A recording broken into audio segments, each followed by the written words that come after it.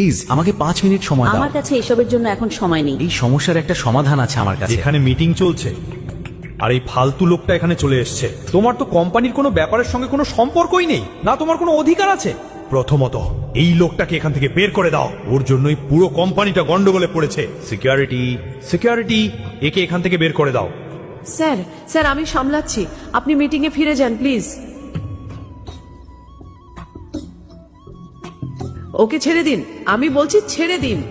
Madam, কিন্তু sir বলেছেন ওকে বের করে দিতে। ও কি চোর? ও দৃষ্টি ম্যাডামের স্বামী আর নারায়ণ ইন্ডাস্ট্রিজের জামাই, ভুলে গেছেন? পকেট থেকে ফোন বের করে একজনকে কল করে।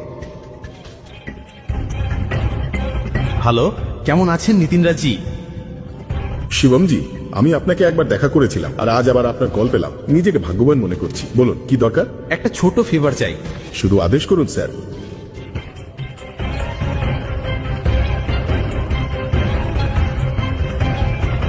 ডিটেলটা তাড়াতাড়ি দিন আর কল ব্যাক করুন। ওকে, বাই। রাজা কাকা, রাইজাদা গ্রুপ আর নারায়ণ ইন্ডাস্ট্রিজের মার্জার কেমন হবে বলে মনে হয় আপনার?